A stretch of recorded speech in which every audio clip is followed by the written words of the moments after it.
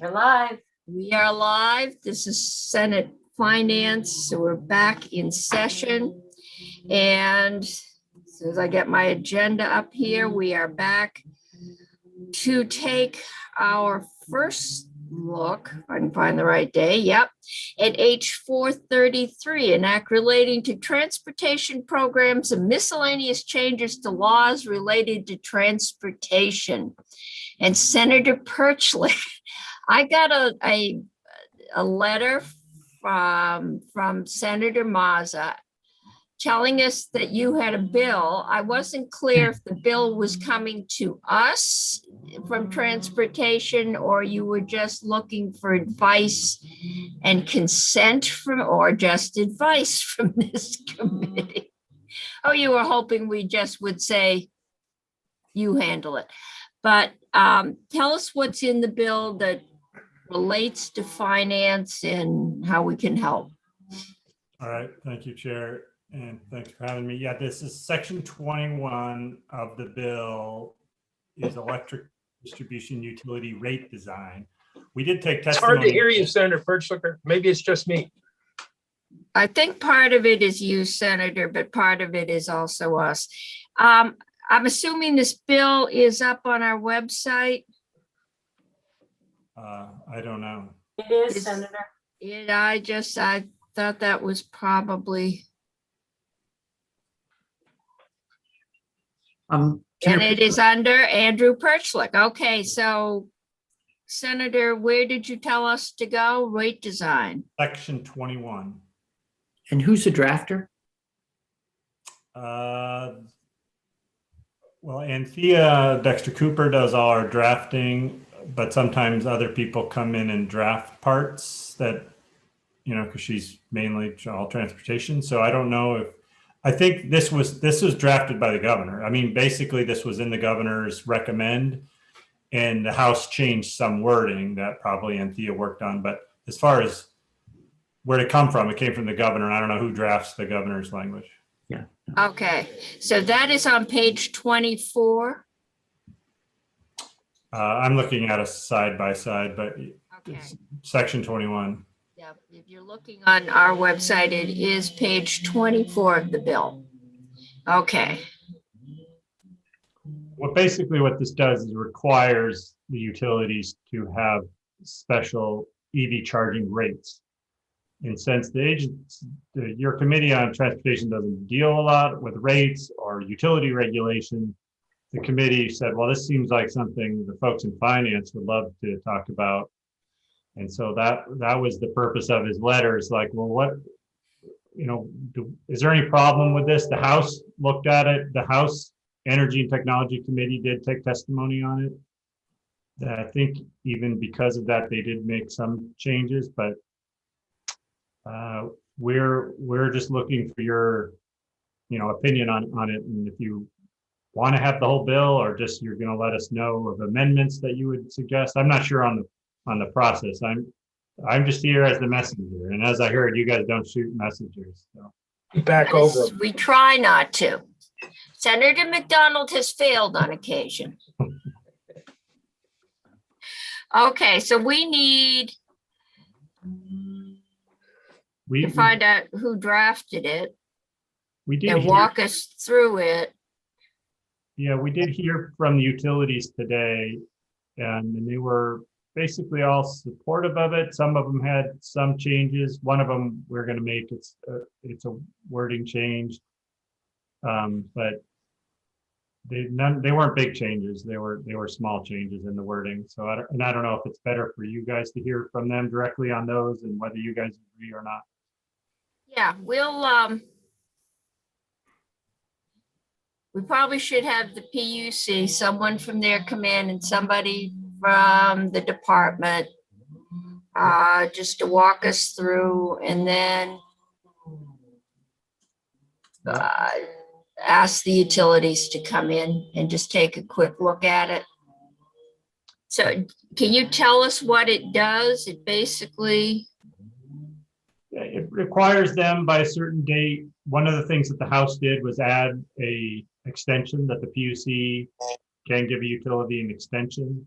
And it also exempts current utilities that already have EV charging rates, like BED, GMP already has these rates. So it exempts them from having to create new rates. But basically says there's a bunch of advantages to having rates, and so the utility should have them, and they should be following some, not guidelines, but there's certain benefits they want to make sure that are in these EV charging rates. So the PUC shall approve these rates if they meet these kind of criteria. Okay, Basically so, what it does. So yeah, we had Riley Allen from the department come in, and then we heard briefly today from the utilities. Well, we said we were basically going to send them back over to you guys. Just, Madam Chair, yes, are we Senator talking about rates McDonald. are we talking about rates for driving into or going up to a street side or something next to a restaurant, or in people's homes? I think it could be both, because that talks about demand charges and other issues. So I think the rates that the utilities adapt could deal with both residential and commercial public charging stations. Does it include road use charges? It does not. So is this where we put that amendment to include those things? You could try.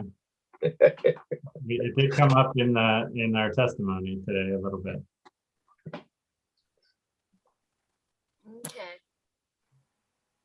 I mean, it's pretty straightforward. It requires them to create these charging rates. It gives them some criteria to meet to do those.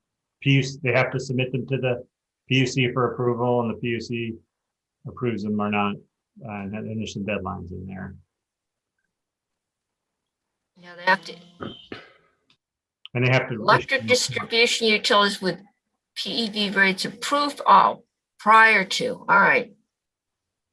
Yeah, because there are rates out there. I know we changed the law that said anyone that sold electricity had to be a regulated utility. But that's about as far as we went. Right.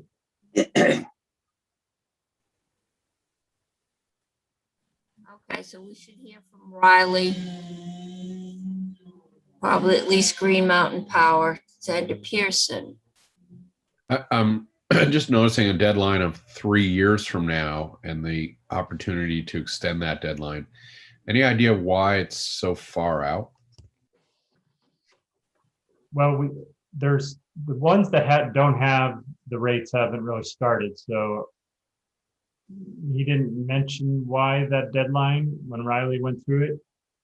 But I think, it takes a while to design them. I don't know if it could be shorter or not, but no, I guess the short answer is I don't remember him talking about that. Is this tied with a plan to build more?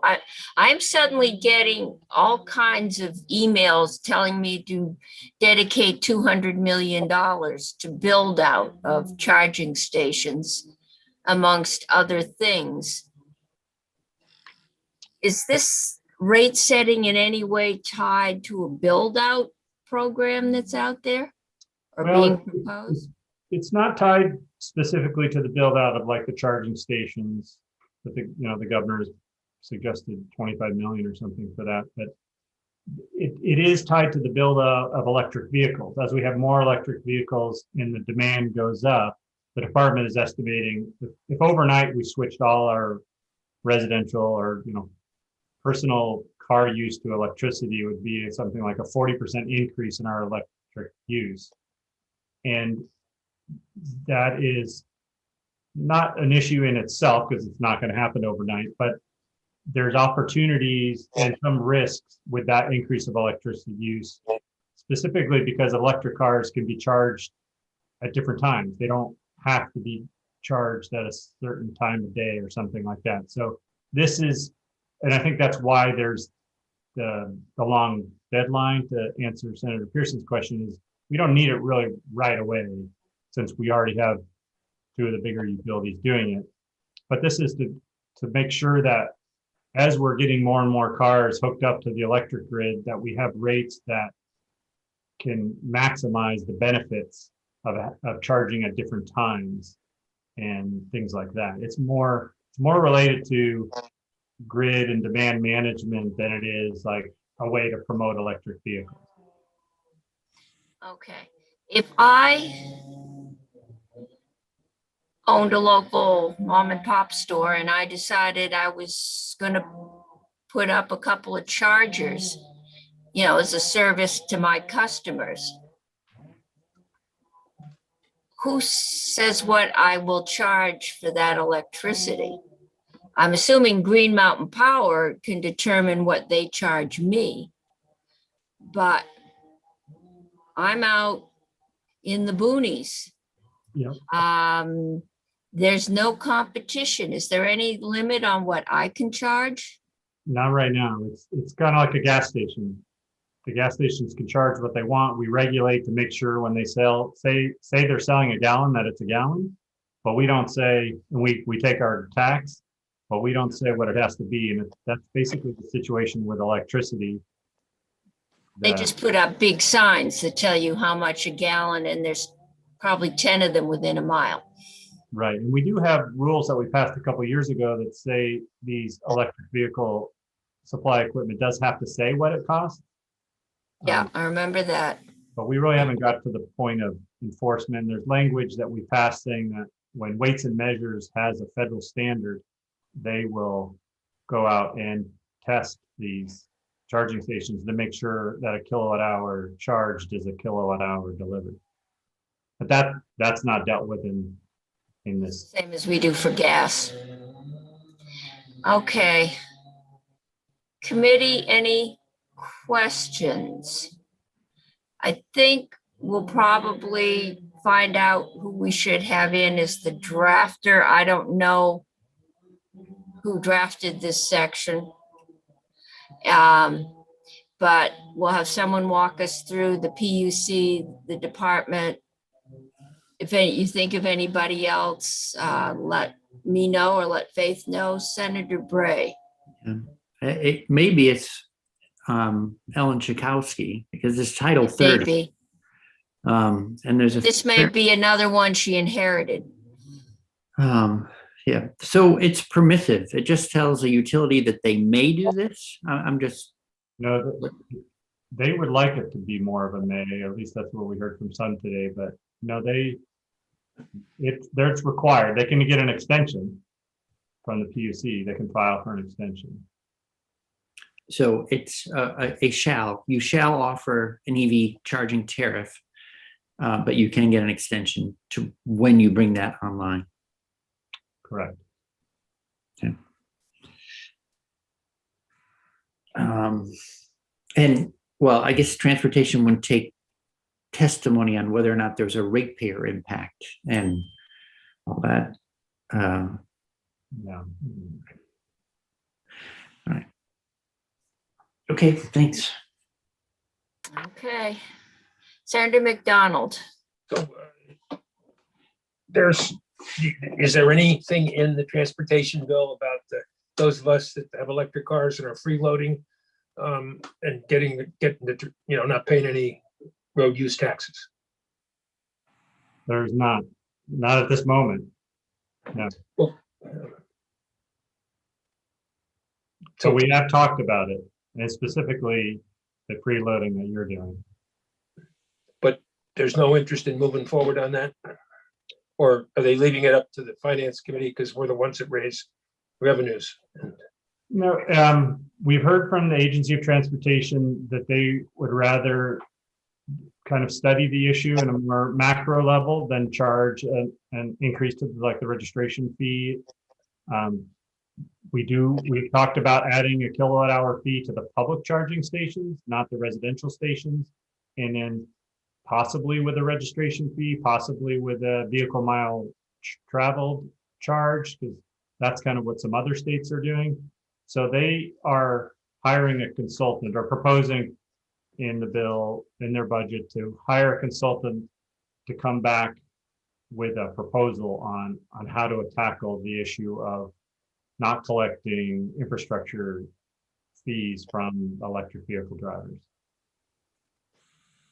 So will the transportation agency make bumper stickers available that says, we'd like to be paying our road use taxes, but V-Trans is studying it for a couple more years?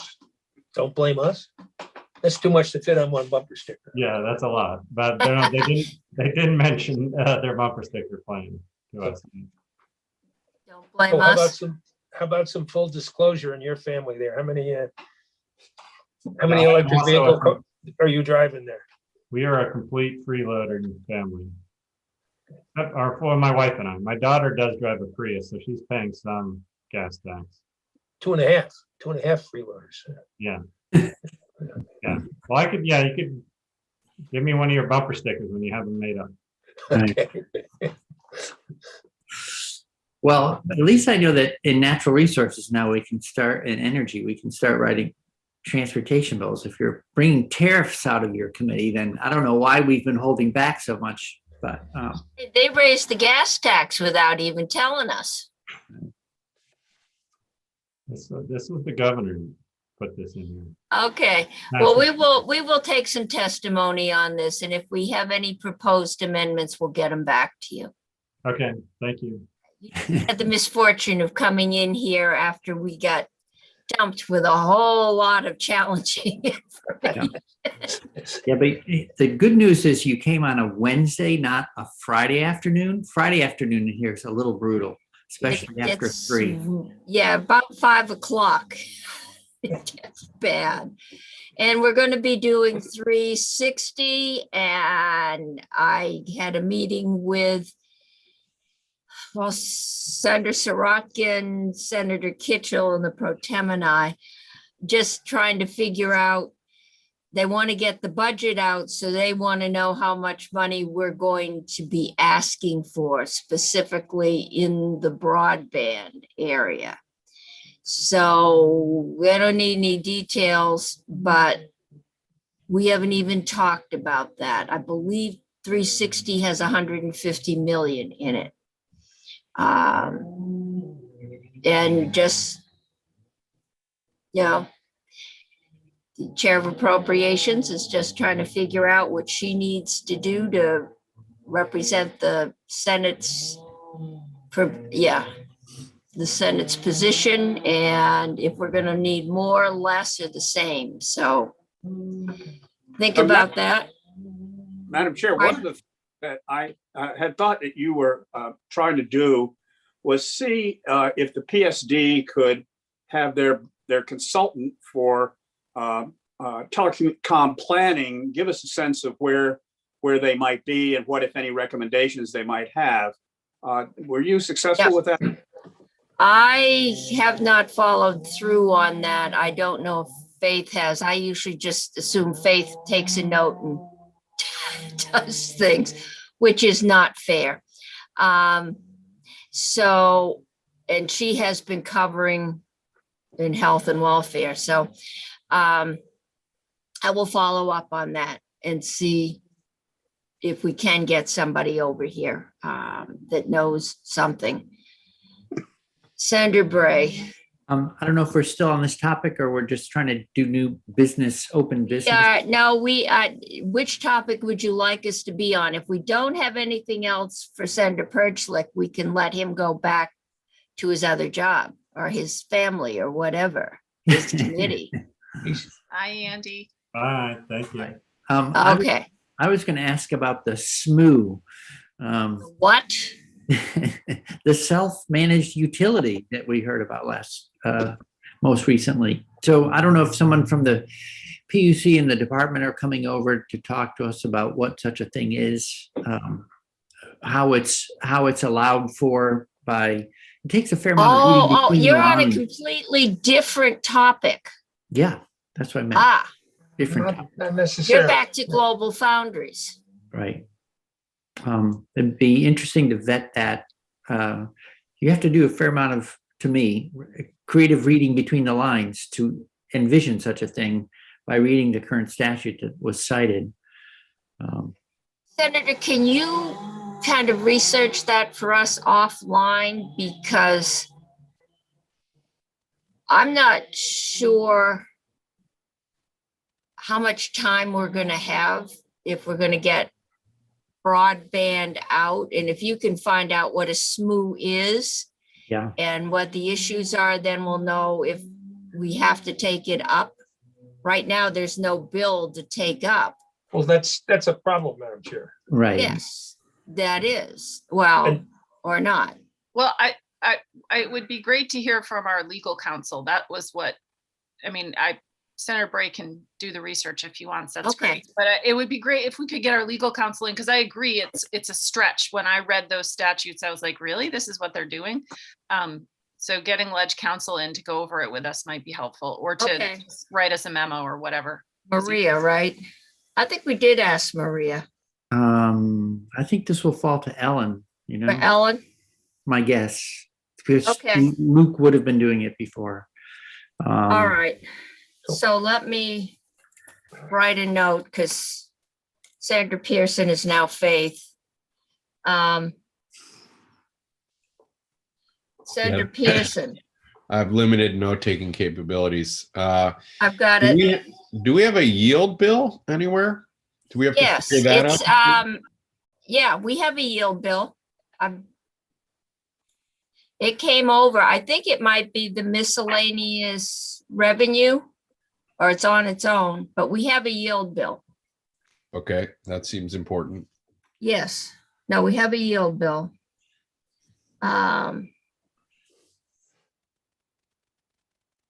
Okay, I've got that.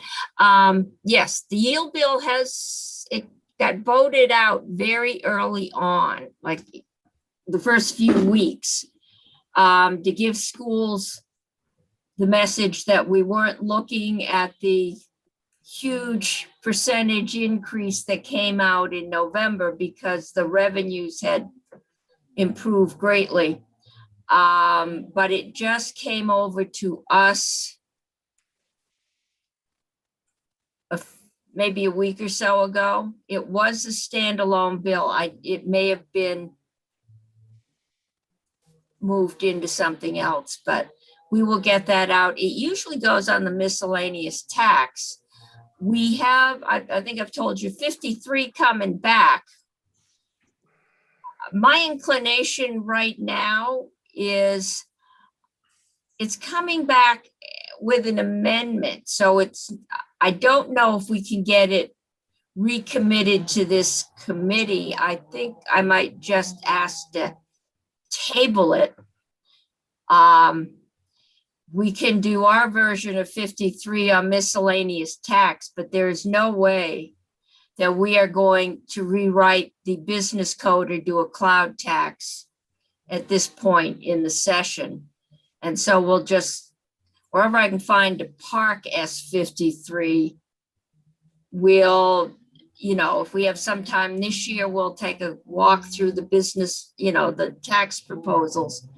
But there's just no way we're getting that out of here at this point. It would be a challenge to get something that large out, along with broadband given if they both come over to us at crossover. So unless somebody really wants to knock those bills out, consult with the secretary and find out how I can park them until we can get to them. Senator McDonald. On the question of the PUC apparently in negotiations with Global Foundries to become an independent utility. I think we oversee the PUC. I'm curious. They're one of those strange independent quasi-judicial. They're not quite a court, but they're pretty close. I am very wary of interfering in independent quasi. Oh, my Madam judicial Chair, hearings. I'm equally wary, and I'm wary when they interfere with our work. And I- That's what we're gonna find out. when this subject was last broached, this discussion came to natural resources and energy, and it was requested that we change the law to permit such a thing happen. Now they've gone to the PUC, and I wonder how the PUC would suddenly entertain a proposal when the last time they needed a law change. Is the PUC taking up When things was the that, last time, Senator? 15 years ago? The I know we IBM did IBM. something with IBM and we did change the law at that time. We changed I'm the not law- sure it was Madam Chair? exactly this. We changed the law to deal with the use of energy efficiency monies. Yes. But they also came to the legislature seeking to be their own utility, and they were rebuffed. And we did not make a change in the law. And I mention this because I asked yesterday for Maria Royale to share with us the PUC ruling that they came out with a couple of weeks ago, having to do with installation on Green Mountain Power's telephone poles. Yeah. And with the ruling, it seems that the PUC, who is an independent body and has a lot of discretion and recommendations over electricity and over those poles, it appears that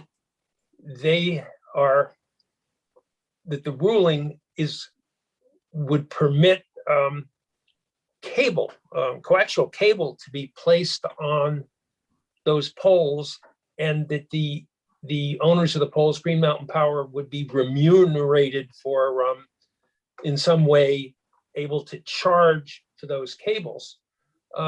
But the cables are not electricity, they are broadband. And No, the- yeah.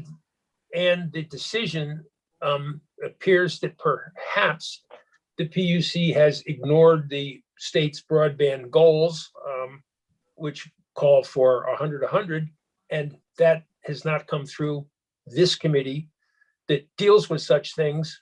And the PUC, I don't know how the PUC says, sorry, we can't do this because we haven't been authorized to do this. Well, then let's find out what authorization they used. I don't know. We've said that is our goal. I don't know that we've ever said that nobody can do anything with anything that isn't 100. No, but they are. They're allowing cable to go on utility poles. And collecting and giving monetary value to Green Mountain Power in exchange for doing something that is not electric. That's, Yes. and that seems unusual to me, and I hope we look into it. Okay, then we will ask the PUC to come in and talk to us. What I'm getting concerned about is our ability to get the bills we have to get out of here in what is essentially 3 weeks. We got 2 today. And I'm trying to get things focused. And I understand, Madam Chair. and okay, We are, some of us on other committees are concerned that the PUC does something without consulting us, and it's difficult to have. is your oversight with other our- committee looking into that? We have heard this, and I asked yesterday that Maria Royale share with us something that came before. You the asked PUC. that in here. And Maria's gonna Yes. come back. Okay, what Yep. I'm saying is, I'm not sure. If we'd had this 5 weeks ago, we would have had some leeway. Our partners in the PUC don't treat us as partners. They do stuff without sharing it with us. They are not partners. They are an I'm sorry, I thought that independent was the word we all used. quasi-judicial My body. mistake. They are not a fellow committee. Right. Okay, they get paid. Senator Bray. So I'll line up council plus the department and the PUC, and so we can at least get some feedback, hear from people about what they're doing. The other From your place- committee or on this well, we one? can do some of this work in the energy committee, because Okay. one of the things of concern that I heard was that they're not regarding themselves as a utility subject to the RES, standard offer, the energy efficiency programs. So that's a very different sort of utility, and it really exempts them from a lot of policy and programs that are longstanding. So we can. Okay, I assist. thought I heard them say they would have to abide by the rules that all other utilities have to abide by. So that's something to check on. For 4 years, and then they'll be in their own new They'd be an paradigm. well, Oh, that's something. Their application was explicit. We will be exempt from this. All right, well, that doesn't mean they'll get it.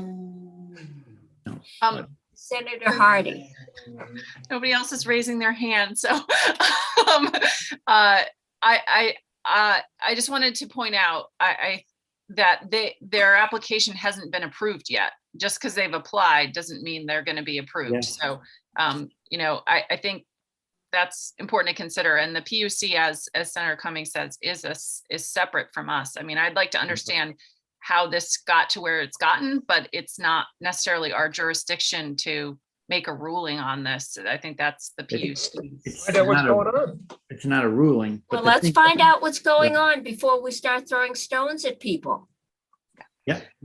I'm not interested in Who's throwing stones? The challenge Senator is McDonald, your cows are ducking. here's the concern.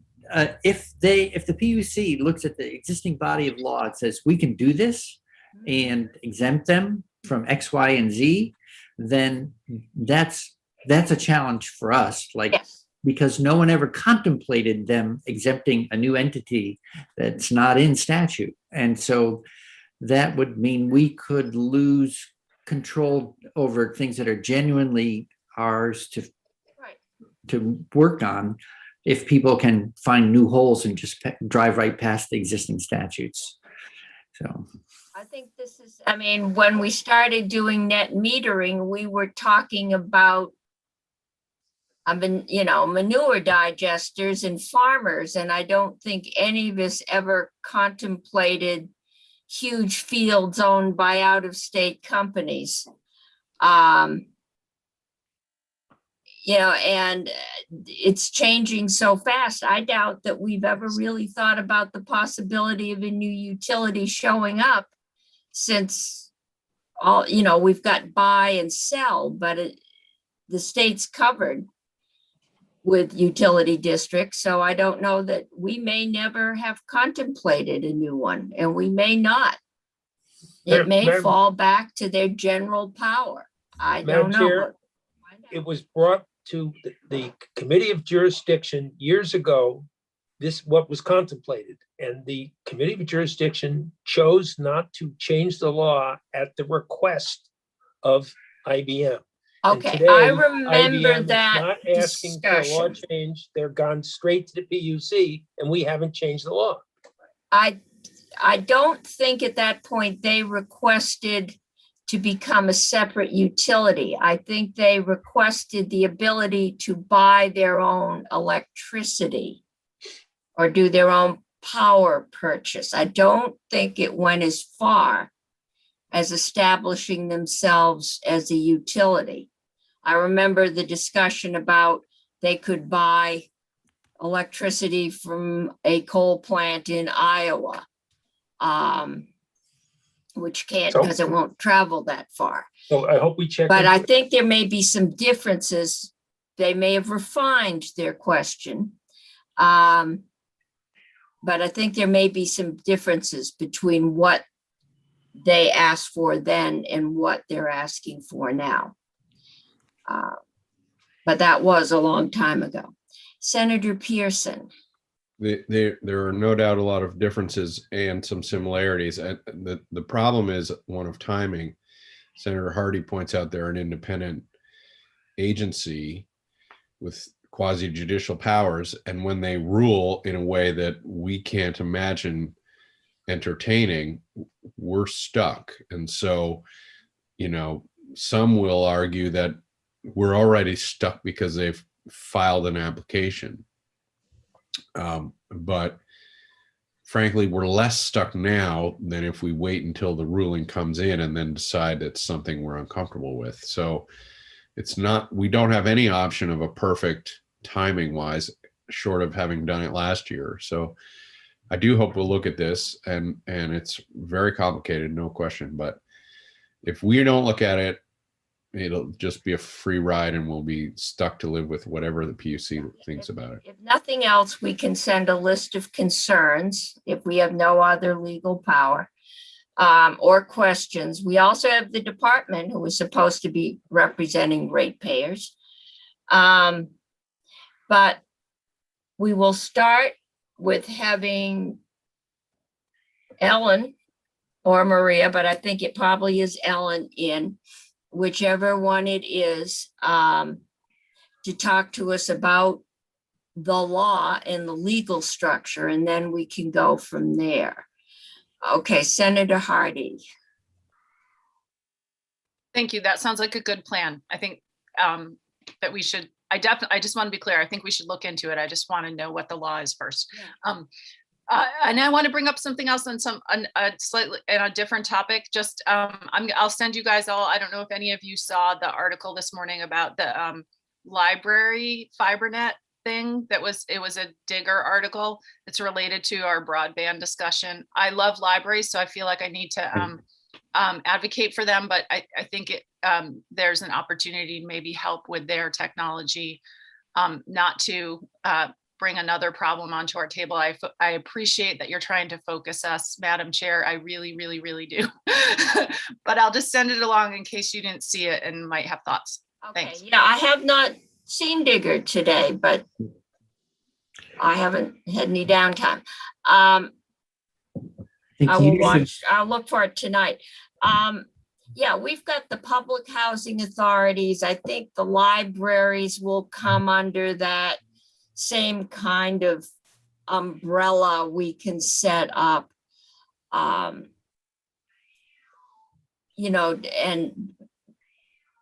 have a small fund. Right. I still would like to think about perhaps capitalizing a fund that could then be there for similar organizations.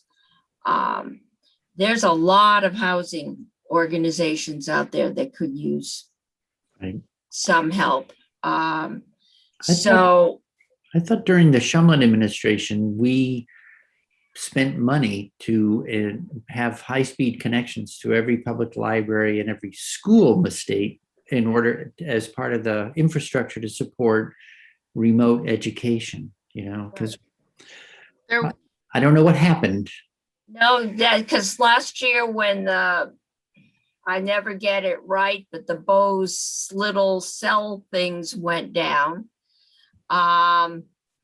We had a school and a hospital that did not have high-speed broadband, and we got some emergency help in there, but I couldn't believe they were, depending on one of these things that was made for emergency cell service out in rural roads, connecting a school and especially a hospital up to the internet. So we obviously, and I thought the trunk line up in the Northeast Kingdom was specifically put in to bring broadband to public buildings up in that area. It was the middle mile that was going to connect those public buildings. So I think that's something that we probably should look at or instruct to be looked at as part of broadband. I'm starting to think we need to start talking about, do we need to spend all the money on broadband today, not knowing, knowing that we have specific needs in the CUDs before they're ready to string anything. We have a limited number of programs that could go in the fall. Do we focus on getting those programs funded?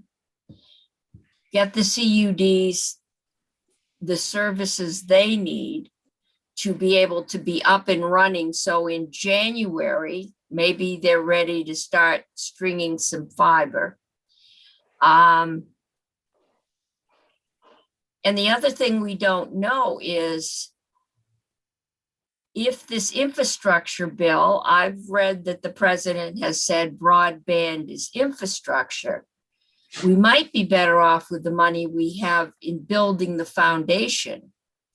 So that when the infrastructure money comes in, they're ready to take it and run, hopefully next spring. Rather than trying to sit here and figure out all the technology.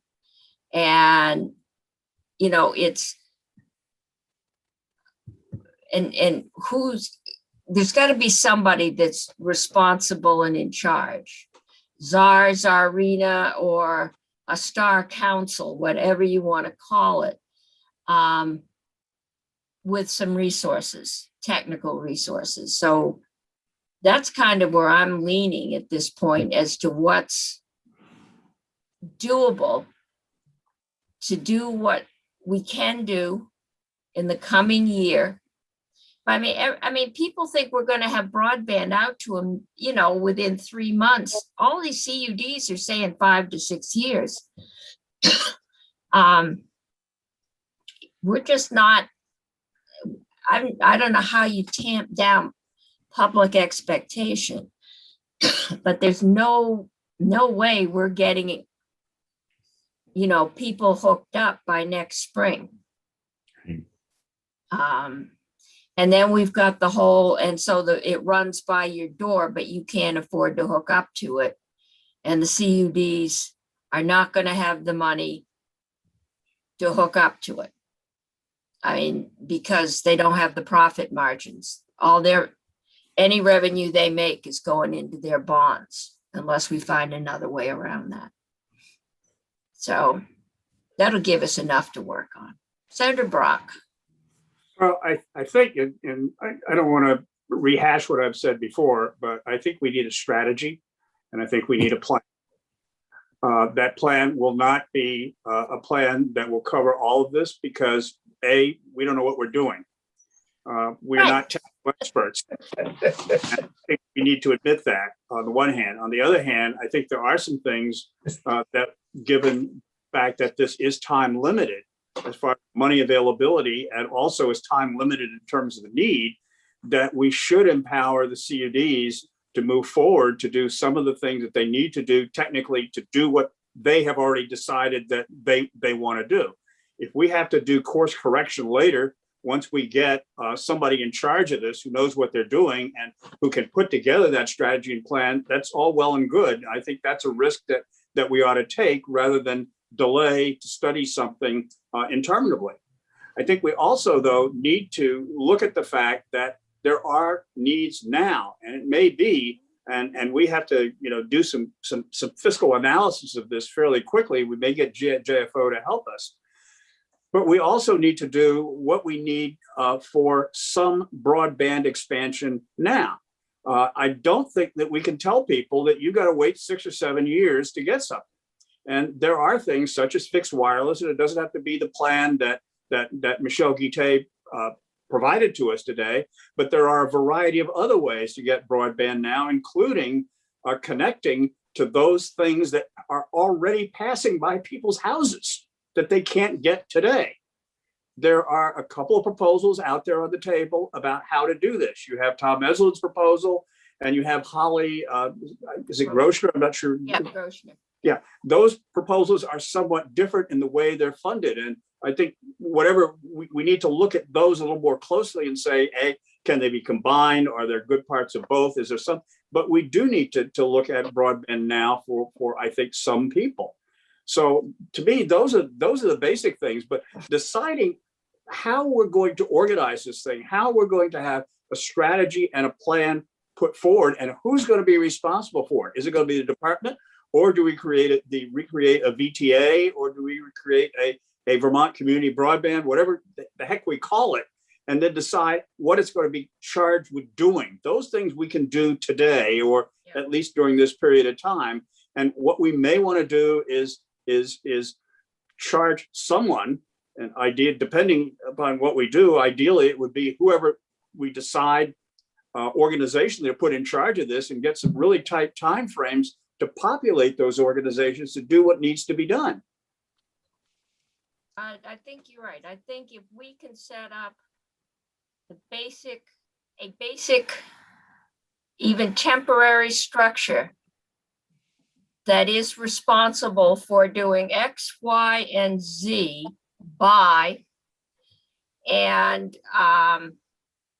hold them responsible. I mean, I would like to see the vast majority of CUDs either decide that they aren't going to be able to do this, or that they are going to be up and ready to string wire, within the next year. And because, EC Fiber had very determined people that stuck with it.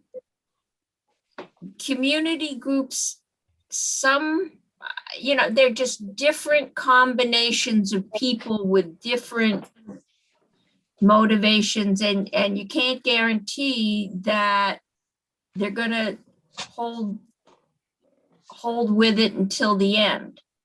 We've got to find a way so that you've got to pay somebody. You can't run something this complex and this time consuming with volunteers.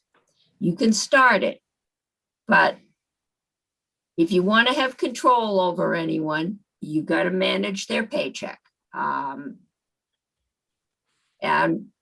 I think we need to take a look at that. I haven't seen a whole lot about funding the organizations. So. Well, I mean, I think what we're talking about here, among other things, is we're not talking about CUDs. We're talking about broadband universally and ubiquitously throughout Vermont. I hope that I can get those numbers, and I think I sent you all some of the questions I asked the PS Public Service Department about that. And I suspect that we're talking about, with CUDs, a real minority of the number of people who have broadband and who have broadband needs in Vermont. And I think we have to think globally. I'd like to see a map that's big enough so I can read it. I tend to get these things on Zoom and I see all these red lines, but I have trouble because I can't see the rivers and the roads and the towns, putting that into perspective. I want to see all the other roads in that town that don't have broadband. And probably the number of houses. I mean, how many tens of thousands of dollars are we going to pay to get to the two people up the 9 miles in Franklin? I don't know. But if we spend it for those two people, we don't have it for somebody else. And those are hard decisions. Well, Yeah, no, just this is discussion. Just chuck with the hands. what did we do with electrification? I mean, we just decided it was for everybody. Yeah, but that was a federal program. Well, I mean, this is federal money. Yeah. Yeah, but and we were a lot less restrictive. What was said, was it Christine that was saying, you had farmers running lines along fence posts. To do it today would be a lot more expensive, even, just going by the rules. I mean, But I'm sure, but it must have felt outrageously expensive at the time. it was. People, I mean, that's where I think the principle ends up being the guiding star, really.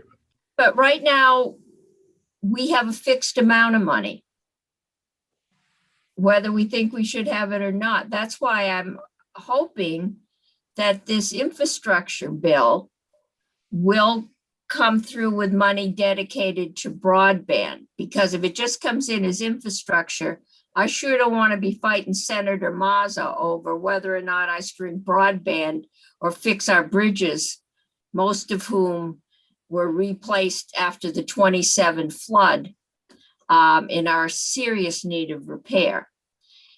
And not to mention the potholes and the paving and all those other things.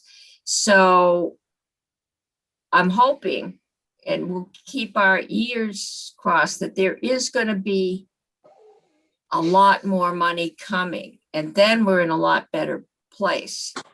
Yes, Madam Chair. We need to do this summer what heads in the direction to get ready for that, but doesn't get ahead of it. So we have to double back.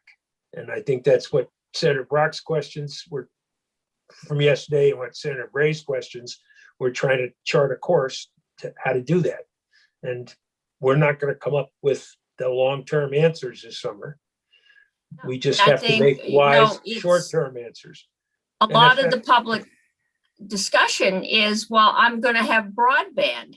Well, for Well, maybe 20 you years, are, but we've you told might not every- have it for 3 or 4 years. For 20 years, every governor said, we're going to get broadband in a couple of years. And we Yep. can continue to mislead them or maybe we can chart a new course. I mean, how long did it take to do rural electrification? There was sometime in the 40s was the last farm to get hooked up, but that took a long time. I heard that, Madam Chair, before we adjourn, I want to, this is a personal privilege.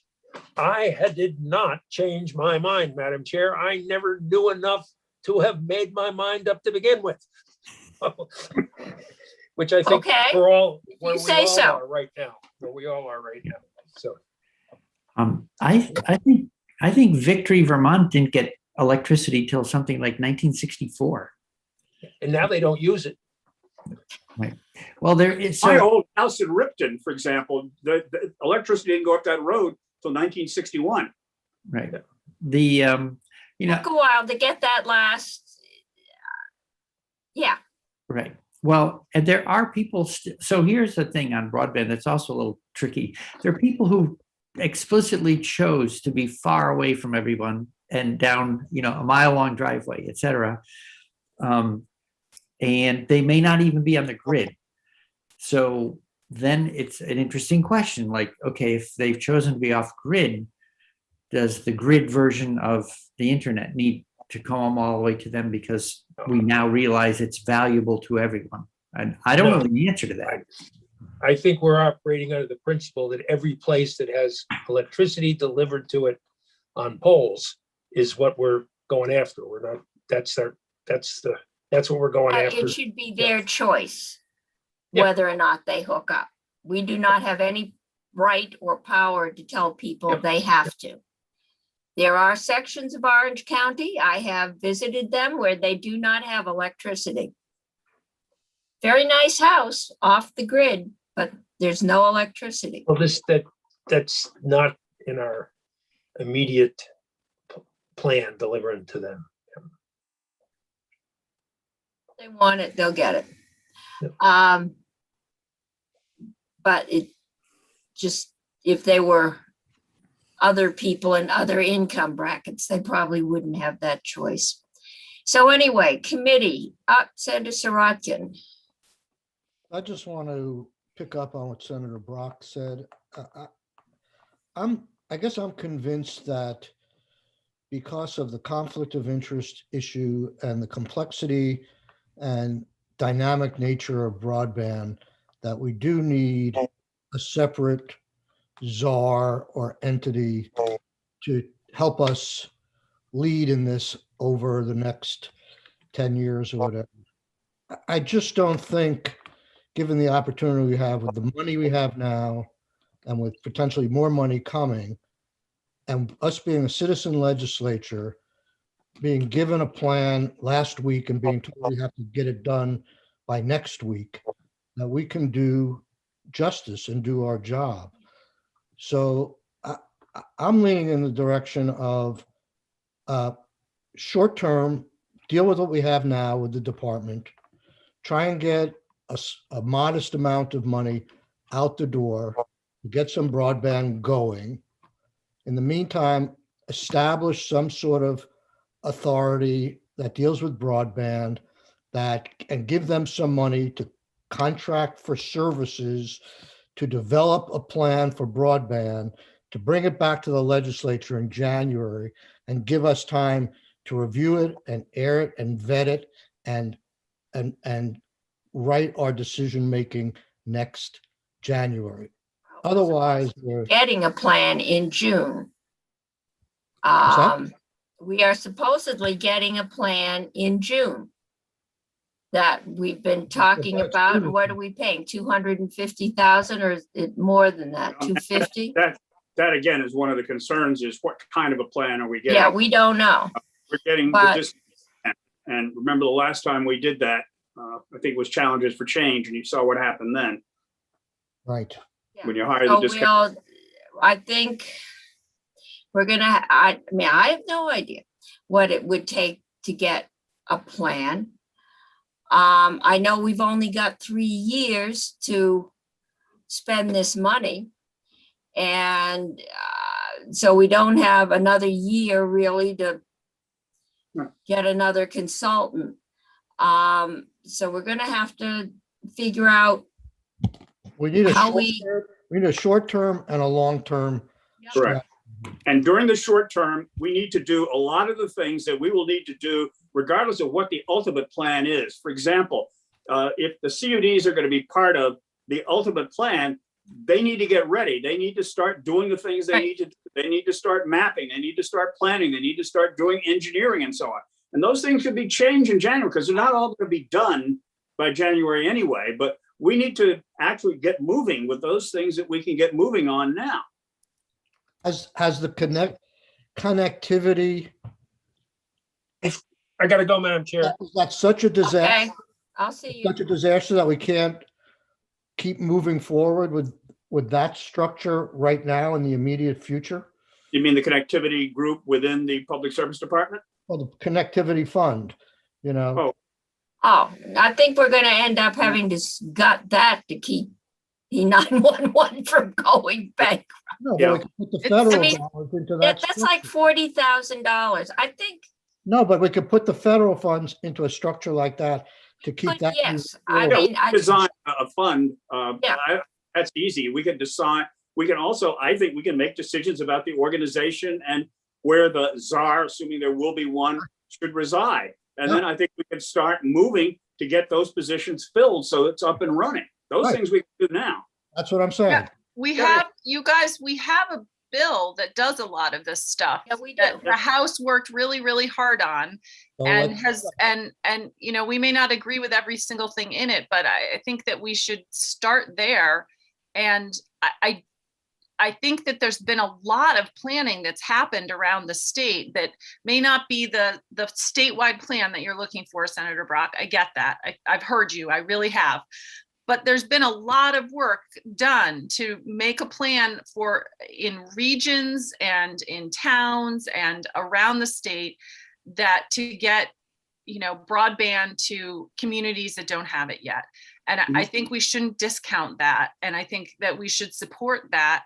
And we can't, while I understand that we don't want to put all the money on the street right now without knowing more. And I think we're all feeling a little nervous because we're not technologists, but we can't leave the legislative session, I don't think, without passing a bill that's going to move us forward to this year in 2021. Because if we don't do that, then we haven't done our job. We haven't listened to what people are saying to us, which is we need broadband and we need to start, you know, this process along of spending some of this federal money.